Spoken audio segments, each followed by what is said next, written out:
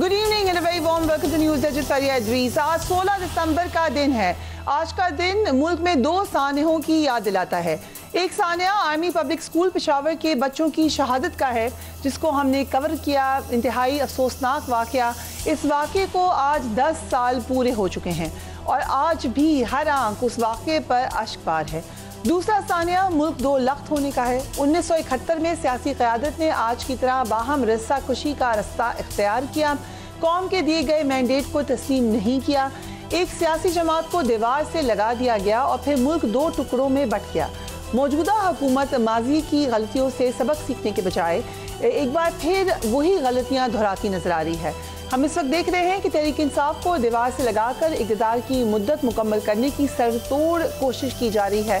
बानी तहरीक इंसाफ की जेल को आज 500 दिन मुकम्मल हो चुके हैं, लेकिन ताहाल उनकी रिहाई का कोई इम्कान नजर नहीं आ रहा। एक जानिब हुकूमत का फाशिस्ट रवैया है तो दूसरी जानिब आज भी तहरीक इंसाफ का सिविल नाफरमानी की तहरीक मौखर करने का भी फैसला है।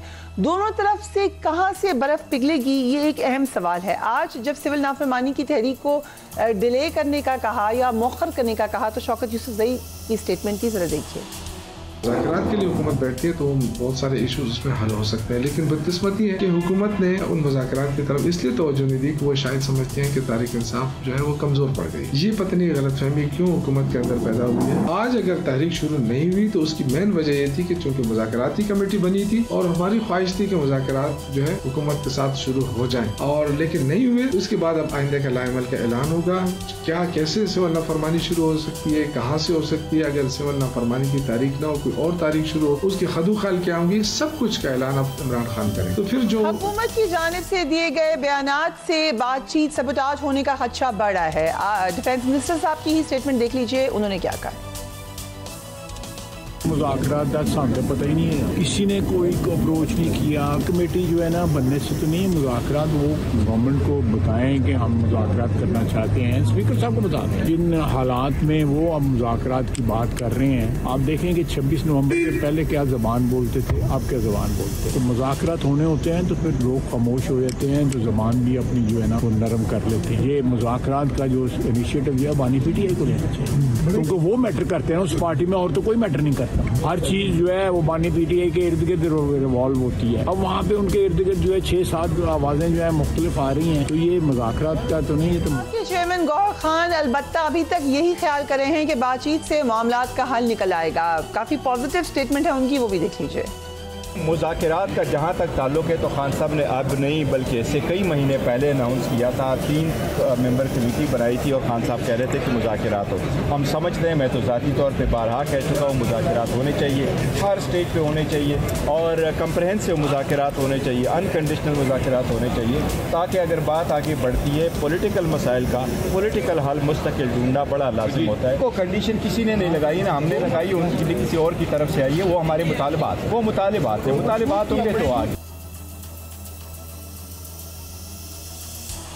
Farmer federal minister Fawad Chaudhry साहब हमारे साथ मौजूद हैं। Thank you so much for being on the program. Chaudhry साहब, आज आपकी बानी PTI से दूसरी मुलाकात हुई है, बड़ी जल्दी मुलाकातें हो रही हैं, क्या अच्छी पॉजिटिव डेवलपमेंट है? नहीं, मुलाकातें तो जी वो हम चूँकि 48 के करीब ये जो जाली मुकदमे हैं इनमें हैं, तो वहाँ पे को एक्यूज है, तो इसलिए वहाँ पे मुलाकातें हो रही हैं। कोई ऐसा कोई स्पेशल मुलाकात जो है उस तरह से तो नहीं हो रही, लेकिन ये है कि चूँकि काफ़ी वक्त मिलता है वहाँ पे बातचीत का, गुफ्तगू का। आज शाह महमूद कुरैशी साहब भी मौजूद थे और शाह साहब की, मेरी और खान साहब की अच्छी वहाँ पे गुफ्तगू रही। बड़े अरसे बाद जो है वो एक सीरियस बातचीत जो है वो हुई। सियासी शख्सियात थी, तो सियासत पे क्या बातचीत हुई? देखिए, पहली बात तो ये है कि मैंने तो खान साहब के साथ, शाह महमूद कुरैशी साहब ने जो है वो बात की है और मैंने भी बात की है। मैंने तो खान साहब से ये कहा है कि देखिए, हुकूमत जो है वो चाहती है कि एस्टैब्लिशमेंट में और PTI में फासले कम ना हो, बल्कि ये एग्रेसिव ही रहे, क्योंकि वाहिद सूरत हाल जिसमें शहबाज शरीफ हुकूमत बरकरार रहती है, अदरवाइज तो उनकी सियासत तो ख़त्म हो चुकी है। और वो मुज़ाकरात में कभी भी ये जो भी आपने जिस तरह ख्वाजा आसिफ का सुनाया टुकड़ा, देखिए ना, हुकूमत तो चाहती है कि हर वक्त 9 मई की गर्दान लगाए रखे। तो जब पीटीआई भी इसमें हिस्सा डाल देती है, अग्रेसिव हो जाती है, तो एक्चुअली हम हुकूमत ही का एजेंडा जो है वो पूरा कर रहे हैं। तो हमें तो बहरहाल बातचीत की ज़रूरत है, टेम्परेचर नीचे लाने की ज़रूरत है। और टेम्परेचर नीचे लाने के लिए मेरी नज़र में जो बातचीत है वो डायरेक्टली हुकूमत के साथ नहीं हो सकती, इसलिए कि इस वक्त मामला जो हैं वो बड़े अग्रेसिव हैं और इसके लिए एक इत्तेहाद की ज़रूरत है। और मौलाना फजलुर रहमान हो, महमूद अजगज़ई हो, शाहिद खान अब्बासी हो, पीर पगाड़ा हो, हाफिज़ नईम साहब हो, ये वो लोग हैं जो पोजीशन में हैं और जिनके साथ पीटीआई का एक लाइजन होना चाहिए। और ये मुज़ाकरात में फिर ये पार्टियां इंपॉर्टेंट रोल प्ले कर सकती हैं, बजाय इसके कि पीटीआई जो है वो डायरेक्टली हुकूमत के साथ मुज़ाकरात करे। नहीं, वो तो बना दी है ना कमेटी, उमर अयूब हैं, असद कैसर हैं, अपना अली अमीन गंडापुर हैं, हामिद रजा है, ये जो, और अब अलावा नासिर अब्बास हैं, ये 4-5 लोग तो सीरियस लोग हैं। और मेरा ये ख्याल है कि ये एक बड़ी अच्छा मुज़ाकरात के लिए हो सकते हैं। लेकिन मेरी नज़र में इनको मुज़ाकरात करने चाहिए मौलाना फजलुर रहमान साहब से, और ये जो पोजीशन है इनसे, हाफिज़ नईम साहब हो गए, पीर पगाड़ा हो गए, और फिर खाकान अब्बासी साहब हो गए। ये पहले अपने मुज़ाकरात पोजीशन कंप्लीट करे और सेकंड फेज में फिर हुकूमत के पास जो है वो आप जा सकते हैं मुतालबात तो। और एक ही मुतालबा है कि पॉलिटिकल प्रिजनर्स जो है उनको रिलीज किया जाए बशमूल इमरान खान। बाकी तो देखिए कोई बड़ा मुतालबा तो फिलहाल है नहीं, वो बाद में देख लेंगे। पहले तो टेम्परेचर नीचे आना चाहिए, पॉलिटिकल प्रिजनर्स रिहा होने चाहिए। आप देखें ना क्या हो रहा है आज कि वो इन्होंने 700-800 बेचारा गरीब तरीन आदमी पकड़ लिया, वो जज उनको रिहा कर रहे हैं, उनको बाहर से फिर पकड़ रहे हैं। आज तो जज साहब जो है उनको खुद उठ के जाना पड़ा प्रिजन वैन से जो है वो लोगों को छुड़ाने। इस तरह के जो फाशिस्ट हुकूमत के हथकंडे हैं उसमें क्या आपने मुज़ाकरात जो हैं वो करने हैं, क्या होना है। सो मेरे ख्याल में पोजीशन तो पहले इकट्ठी हो, फिर सेकंड फेज में देखेंगे हुकूमत से क्या करना। सो ये जो दोबारा से खबरें गर्दिश में आई कि शायद बानी पीटीआई जेल से बाहर आ रहे हैं, कोई नजर आ रहा है आपको ऐसा तरीक़ेकार? नज़र तो नहीं आता, लेकिन फिर पीटीआई के कुछ लोगों को लगना शुरू हो जाता है कि जेल से बाहर आने का वक्त है। As a lawyer and as a politician, can you see कोई ऐसी डेवलपमेंट? इन लॉयर की तो बात ही नहीं है ना, ये कौन सा लीगल केसेस हैं?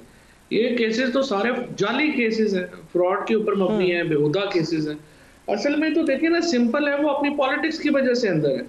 आज इमरान खान को जब मैं मिला हूँ तो एक तो देखिए उनका, मैं तो बड़ा वैसे it's such an impressive personality कि वो अब 2018-19 की फिटनेस लेवल पे हैं। मेंटली आई थिंक कि उनको लगता ही नहीं कि आज 500 दिन पूरे हुए उनको जेल में। आप उनसे मिले, वो लगता है कि वो जमान पाक में या बनीगाला में बैठे हैं। तो उनका जो एक समझिए कि जो उनकी आवाज़ में गरज है, जो उनकी एक शख्सियत की तमकनत है, कुछ भी उसमें फ़र्क नहीं पड़ा, डिस्पाइट द फैक्ट कि उनके साथ बड़ी ज़्यादती रवा रखी गई है। अब भी उनको बाद दोबारा टेलीविजन ले लिया गया, जब दिल आता लाइट बंद कर देते हैं, छोटे से कमरे में डेथ सेल में जो है उनको बंद कर किया जाता है।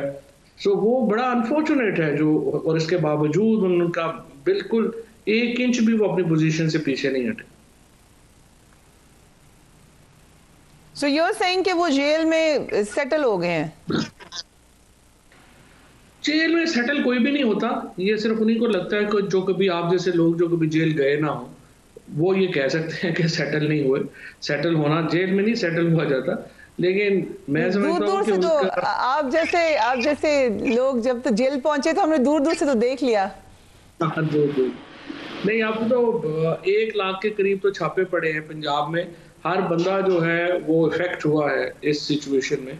सो जो जाहिर है कि एक पाकिस्तान के अंदर जो एक फाशिज्म, फस्तायत और बर्बरियत 2 साल में हमने देखी है, उसके नतीजे में जाहिर है कि हर पाकिस्तानी को वो तकलीफ का एहसास तो है। तो लेकिन इमरान खान में मैं यही सोचता हूँ कि उनकी जो इस वक्त मेंटल हेल्थ है या उनकी जो फिजिकल हेल्थ है वो कंपैटिबल है और बड़े वो तगड़े हैं, एक्स्ट्राऑर्डिनरी आदमी हैं। सो बेसिकली आपने ये कह दिया कि नजर नहीं आ रहा जेल से बाहर आएंगे अभी इन द नियर फ्यूचर। जहां तक मामलात एस्टेब्लिशमेंट से ठीक करने हैं, बिल्कुल राइटली पॉइंट आउट आपने किया, 9 मई एक इशू है। क्या पीटीआई को रीथिंक नहीं करनी चाहिए अपनी स्ट्रैटेजी, जैसे वो 9 मई को हवाले से मौकफ रखते हैं? क्या उनको एक नई स्ट्रैटेजी सोचनी चाहिए? माफी का कहा जाता है तो एक किस्म की अपॉलॉजी दे दें, इस पे कोई बात नहीं है। वो देखिए अपॉलॉजी तो अगले दिन सुप्रीम कोर्ट में खान साहब ने बात जो है वो कर दी थी। मेरे ख्याल में दोनों को एक एक कदम पीछे लेना चाहिए। सबसे पहले तो देखिए इमरान खान को जो जेल मैनुअल में जो प्राइम मिनिस्टर ऑफ पाकिस्तान को जो हक देने चाहिए वो हक आप उनको दें। वो हक नहीं दे रहे, बिटरनेस हो रही है, वो होगा तो थोड़ी तलखियां तो कम करे ना। यहाँ से फिर आगे देख लेंगे कैसे चल रहा है। राइट, हम कुछ अदलिया पे बात करते हैं चौधरी साहब, but we taking a quick break and we will be right back.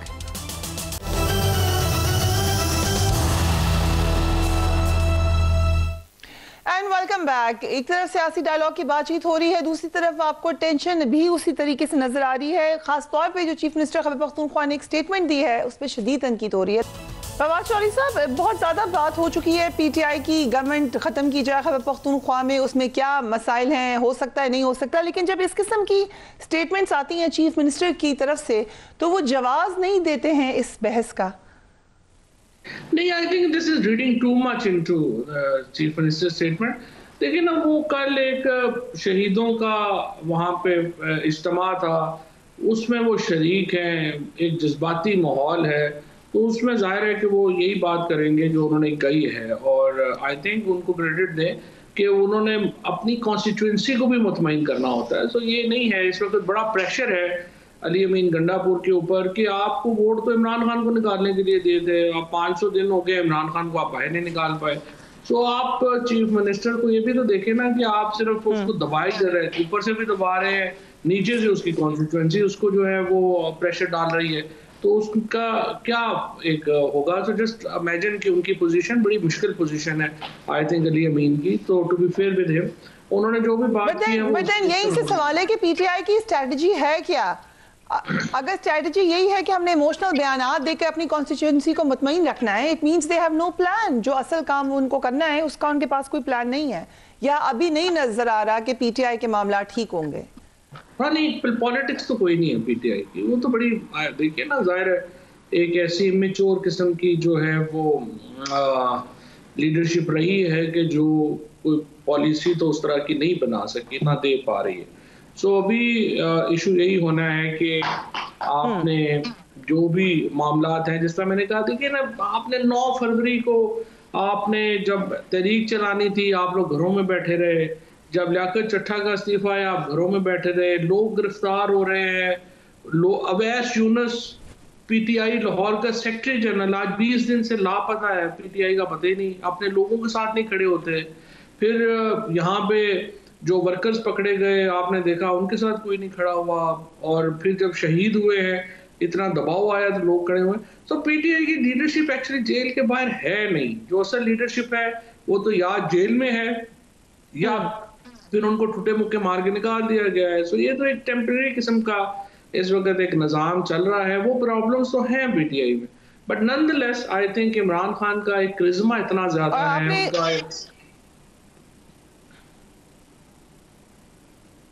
कि जिसकी वजह से उसे सस्टेन करिए। आपने जो कॉलम लिखा है, कौमी हुकूमत का पूरा खाका बयान किया है इसमें, you been talking about it as well, लेकिन आपको लगता है कि हुकूमती इत्तेहाद इस पर तैयार होगा जो गवर्नमेंट में है? इवन आपने उसमें ये भी लिखा है कि एस्टैब्लिशमेंट की सपोर्ट और मंजूरी दरकार होगी उस खाके को। क्यों, क्या जरूरत होगी एक नई हुकूमत की, जबकि ये सिस्टम अभी आपको हमें नजर आ रहा है काफी कंफर्टेबल हो गया है? नहीं, अगर आप समझते हैं कि सिस्टम चल रहा है, पाकिस्तान में सियासी इस्तेहकाम है और हर चीज़ अच्छी जा रही है, फिर तो ज़ाहिर है कोई ज़रूरत नहीं है।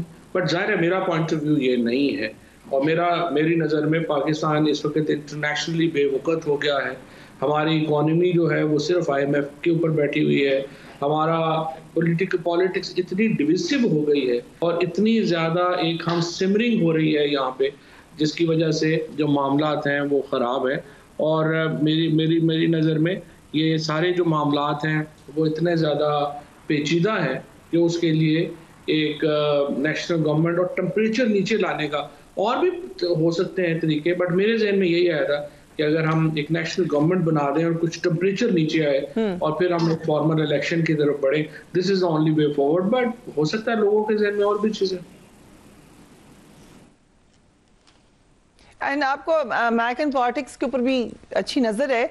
ये जो तब्दीली आई है अमेरिका में, एक दफ़ा फिर पीटीआई के अंदर उम्मीद जागी है, जो डोनाल्ड ट्रंप ने अपने इंटेलिजेंस चीफ और खारजा पॉलिसी के माहिर रिचर्ड ग्रेनेल को अपना खुसूसी मुशीर बनाया है। Will it have an impact? Well, Richard Grenell आप जानती हैं जर्मनी में एम्बेसडर थे, और जब जर्मनी में वो एम्बेसडर थे तो उन पे इल्ज़ाम ये लग रहा था कि वो हैं तो जर्मनी के एम्बेसडर, बट पूरे यूरोप की जो पॉलिटिक्स है उसको उन्होंने जो है वो एक इहाते में लिया हुआ है, और वो बड़े सख्तगीर मशहूर हैं और समझा जाता है कि ही इज़ अ डूअर। और नीडलेस डोनाल्ड ट्रंप के one of the most trusted आदमी हैं, और अब उनको जो स्पेशल असाइनमेंट्स मिली हैं, अभी तो नॉर्थ कोरिया और वेनेजुएला उनके पास है, पाकिस्तान तो अभी उनके पास नहीं आया, पर देखते हैं। उन्होंने जो स्टैंड रखा है इमरान खान के लिए वो बहुत टफ स्टैंड है। उन्होंने कहा है कि political persecution around the world वो ख़त्म करेंगे, और ही इज़ नोन फॉर के जो वो कहते हैं वो करते हैं।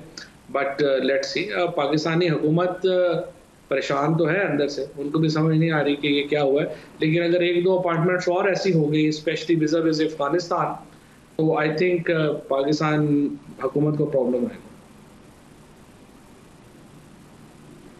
राइट, फवाद चौधरी साहब, thank you so much for joining us on the program. हम एक ब्रेक लेंगे, उसके बाद क्रिकेट के हवाले से क्या खबर है, we will have a look right after the break.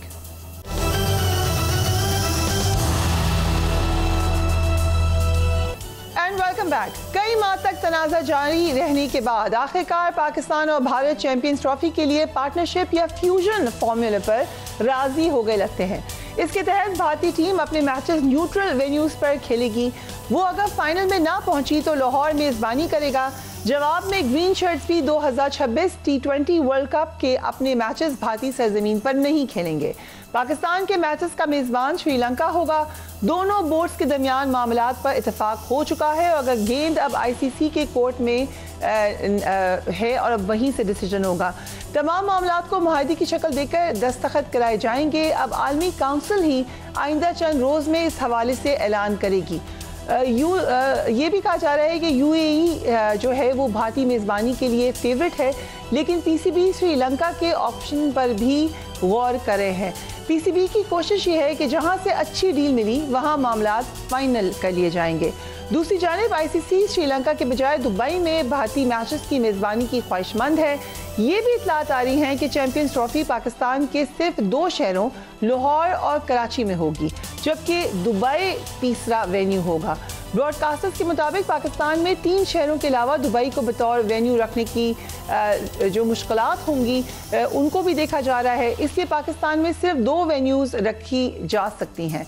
भारतीय सहाफ़ी विक्रांत गुप्ता ने कहा है कि चैंपियंस ट्रॉफी हाइब्रिड मॉडल पर होगी, जबकि पाकिस्तान क्रिकेट बोर्ड के 3 मुतालबात तस्लीम नहीं किए जा सके। हमारे साथ मौजूद हैं, thank you so much for being with us on the program. Doctor साहब, चैंपियंस ट्रॉफी के शेड्यूल का अभी तक ऐलान नहीं किया गया, जो खबरें आ रही हैं वो हमें भारतीय मीडिया ही दे रहा है।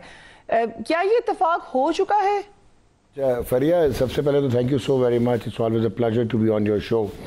अभी मैं विक्रांत का आपका जो क्लिप सुन रहा था, इसमें थोड़ा सा वो एंटायर पाकिस्तान सेंटिमेंट आ रहा था इंडिया को एलिवेट करने के लिए।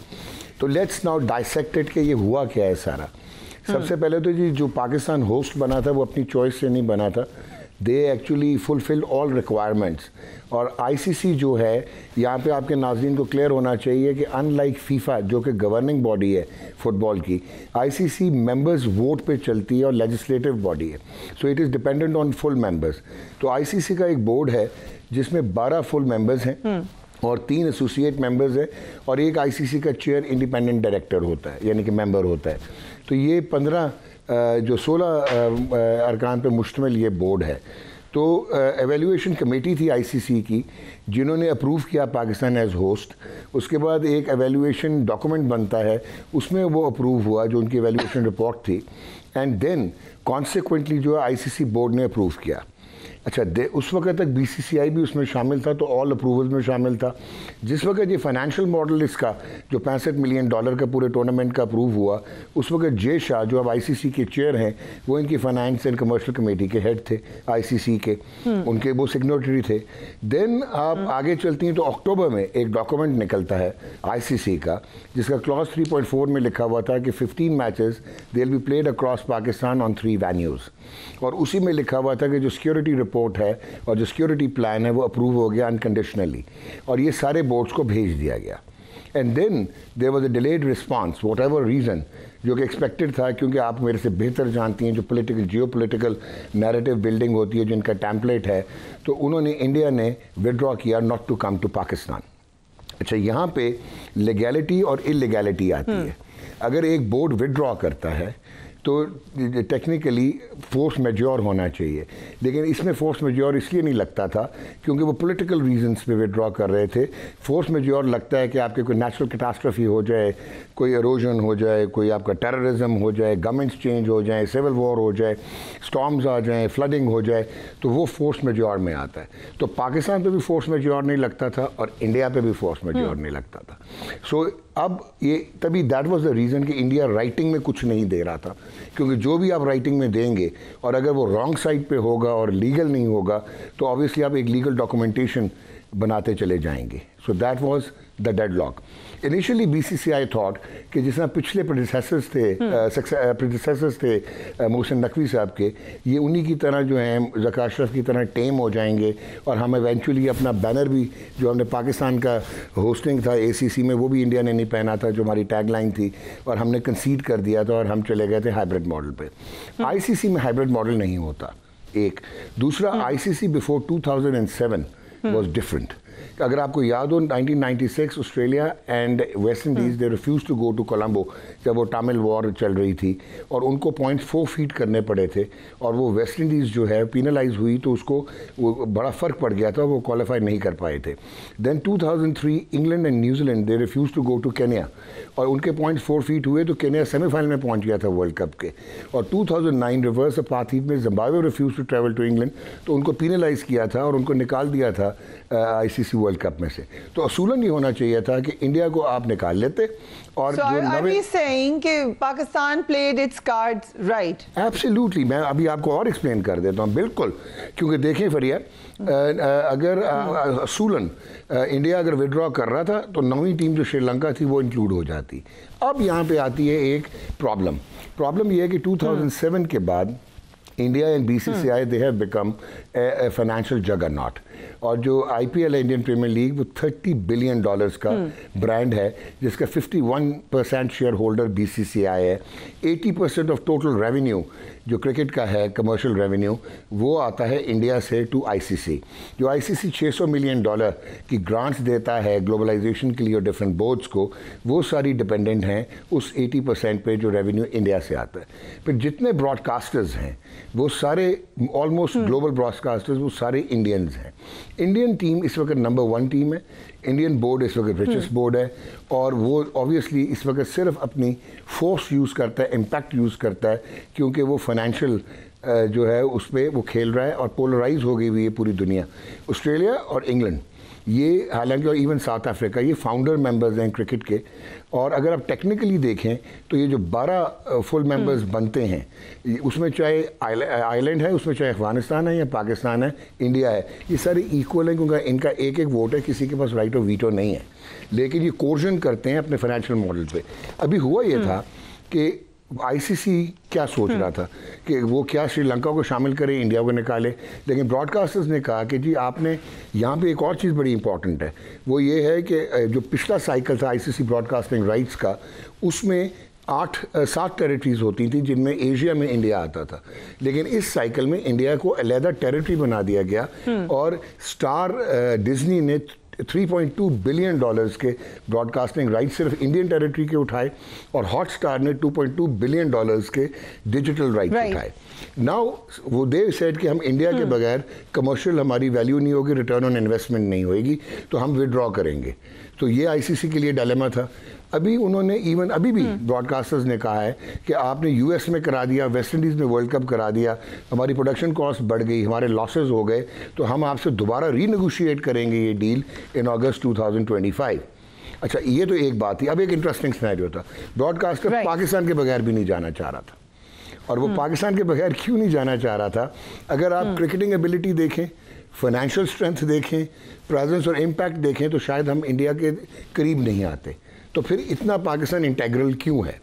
फरिया, वो इसलिए है कि टोटल वर्ल्ड की क्रिकेट पॉपुलेशन जो है सारों के मिला के, उसमें से 40% जो है वो पाकिस्तान और इंडिया से आती है, नंबर 1। नंबर 2, जो रिवलरीज हैं, चाहे वो इंग्लैंड ऑस्ट्रेलिया की एशेज रिवलरी थी, वो अब ग्लोबलाइज हो गई हुई है, वो उस तरह की एनिमोसिटी नहीं है। इसी तरह ट्रांस टैस्मैन होती थी जो कि न्यूजीलैंड ऑस्ट्रेलिया की, वो भी रह गई है। ऑस्ट्रेलिया इंग्लैंड हो, साउथ अफ्रीका हो या न्यूजीलैंड हो, वहाँ पे क्रिकेट जो है वो प्रीमियर स्पोर्ट नहीं है, वो एक कोलैटरल है, वो यानी वन ऑफ द स्पोर्ट्स है। बट इंडिया पाकिस्तान में क्रिकेट प्रीमियर स्पोर्ट्स है। तीसरी चीज़ होती है कि क्रिकेट की एक वाइट इकॉनमी है, एक ग्रे इकॉनमी है और एक ब्लैक इकॉनमी है।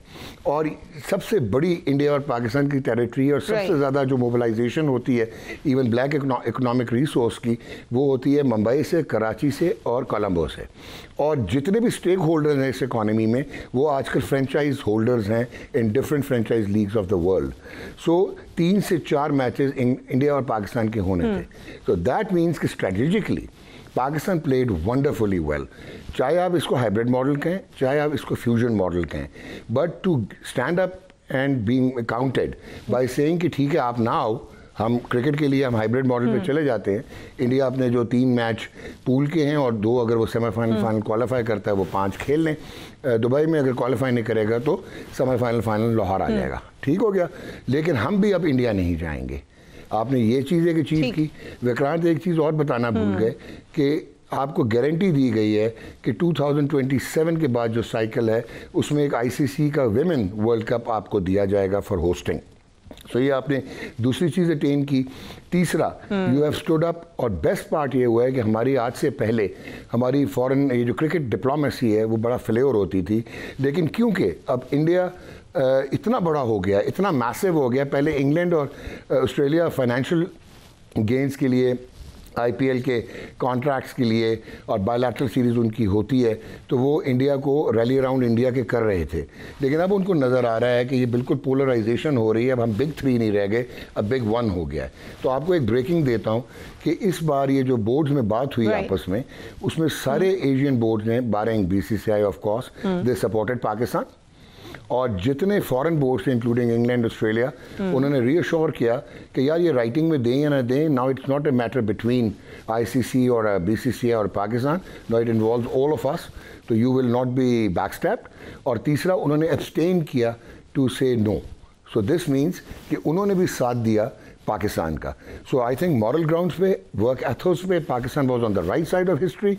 और अगर ये राइटिंग में आता और ये मिनट्स हो जाते तो ये एक लिटिगेशन के लिए लीगल डॉक्यूमेंट बन जाता। So Jay Shah has just taken over the ICC chair and it would have been a very controversial start. तो लोग अगर ये समझ रहे थे कि वो पाकिस्तान को डिसमिस कर सकते हैं, no, Pakistan is still an integral component of world cricket, regardless of कि हमने अपनी क्रिकेट की टीम का कितना बुरा हाल कर लिया, इंफ्रास्ट्रक्चर हमारा कितना पैदल है, but still when it comes to this, Pakistan is still being counted. Right, so आज एक और ट्वीट भी की है जर्नलिस्ट शुएब जट ने। वो कह रहे हैं कि ब्रॉडकास्टर पाकिस्तान में 3 वेन्यूज से मैच ब्रॉडकास्ट करने के लिए तैयार नहीं है। Is that true? देखें, बात सुने, ये तो लॉजिकल भी नहीं बनता 3 वेन्यूज़ में। एक वजह ये है, एक तो पीसीबी खुद स्केप्टिकल है अबाउट रावलपिंडी, क्योंकि वो इसको उस तरह रिफर्बिश नहीं करा सके जिस तरह कराची और लाहौर का इंफ्रास्ट्रक्चर आपने मॉडिफिकेशंस की हैं। दूसरा, फरिया, एक चीज़ याद रखिएगा कि जब एक इंटरनेशनल मैच होता है तो इसमें किट्स होती हैं ब्रॉडकास्टर की, उनकी एक कॉस्ट होती है। फिर इसमें आपका हॉक आई होता है जिसकी एक कॉस्ट होती है। And you will be shock to know कि एक मैच को टेलीवाइज करने के लिए it cost between $200 to $275,000। So 3 venues जो है वो प्रैक्टिकेबल तब होंगे कि जिस वक्त कॉस्ट इफेक्टिवनेस काउंट होगी, वरना otherwise you will be losing money, broadcaster will be losing money and the host board will be losing money. तो ये कहाँ की अक्लमंदी है? अगर हमने अब हाइब्रिड कराना ही है, हमने दुबई में करवाना है, हमने वो भी कॉस्ट उठानी है। तो अगर वो कॉस्ट उठानी है तो ये नेगेटिव कॉनोटेशन दी गई है इस ट्वीट में, बिल्कुल ऐसी बात नहीं है। अगर मैं भी होऊंगा डिसीजन मेकर लॉजिकल, तो मैं 3 की जगह 2 पे ही करवाऊंगा, ताकि तीसरा मेरा आई कंसिडर दुबई, जहाँ पे मैंने 3 या 5 मैचेस कराने हैं। और अभी दुबई भी कंफर्म नहीं है, क्योंकि उनकी कॉस्ट, इनका पिछला कोई डेडलॉक है फाइनेंशियल पीसीबी का। That is the reason PCB decided कि लेट अस एक्सप्लोर कि हम कोलंबो या श्रीलंका में भी करवा लें। आपने स्ट्रैटेजी और बैकग्राउंड बहुत बताया, आप टीम पे भी थोड़ी सी बात कर लें। इस टीम के साथ कितनी उम्मीदें लगाएं चैंपियंस ट्रॉफी के लिए? बिल्कुल भी ना लगाएं जी। जिस टीम का बैलेंस ही ना हो, जो अपने अच्छे प्लेयर्स को वैल्यू ही ना करे, जो ईगोटिस्टिकली, जो एक आपका इम्पैक्ट प्लेयर है, जो ओपनर है, जो आपका इस टीम में वल्नरेबल स्पॉट है, उसमें अगर आप फ़खर जमान को नहीं रखेंगे, सो आई एम अफ्रेड फिर आप एक ही टीम में 4 ओपनर्स रखेंगे, आप कुछ प्लेयर्स को कॉम्पनसेट कर रहे होंगे, कुछ यंगस्टर्स को आप खिला के बाहर कर रहे होंगे, आपके पास ऑलराउंडर नहीं होगा, आप स्पिनर्स पे ट्रस्ट नहीं कर रहे होंगे, और आपके पास मिडिल ऑर्डर कोर नहीं होगी, तो उम्मीद नहीं रखनी चाहिए जी। यस, अनफॉर्चुनेट है कि आपने जितने भी यंगस्टर्स खिला दिए, और आपने देख लिया कि बाबर आजम और मोहम्मद रिजवान, ये एक T20 में तो बिल्कुल ही इनका टेम्पलेट अब ऑब्सोलीट हो गया हुआ है, लेकिन जिस टाइम पे इनका वो टेम्पलेट चलता था तो they used to win matches for Pakistan. अब आप ये सोचें कि इतनी पॉसिटी ऑफ टैलेंट है कि अभी ये दोनों सिंक नहीं कर रहे और इक्वेट नहीं कर रहे, इररेलेवेंट लग रहे हैं वाइट बॉल क्रिकेट से, लेकिन still they look to be the best amongst the lot which we have. So poor selection. हमें बहुत पहले शान मसूद, जिसकी लिस्ट है, उसको टेस्ट क्रिकेट तो खेलनी नहीं चाहिए, वो तो टेस्ट क्रिकेटर है ही नहीं, उसको आपने टेस्ट का कप्तान बनाया हुआ है। लिस्ट ए में उसकी 54 की एवरेज है, the best ever in the history of Pakistan. आप उसको लिस्ट ए में लेके नहीं आए। T20s में अगर आपको याद हो, ऑस्ट्रेलिया में उसने T20 वर्ल्ड कप में ही was the second highest run getter, आपने उसको बाहर कर दिया। फिर आपकी मिडिल ऑर्डर में रैली राउंड करने के लिए 50 ओवर बहुत लंबी क्रिकेट होती है, जिसमें आपको डिफेंस भी चाहिए होता है, और पाकिस्तान में चैम्पियंस ट्रॉफी होनी थी, और या दुबई में व्हाटएवर, तो वहाँ पे आपको जो है वो साउथ शकील होना चाहिए था इस टीम में, जो कि इनिंग्स को लंबा लेके चलता। आपकी ये हालत है कि Salman Ali Agha a brilliant test cricketer, but आपने बस अज्यूम कर लिया कि वो T20 भी खेल लेगा, वनडे भी खेल लेगा, आपने उसको कप्तान बना दिया। वो इतना एक्सपोज हुआ जिम्बाब्वे में कि आपने पहले मैच में उसको साउथ अफ्रीका के बाहर बैठा दिया।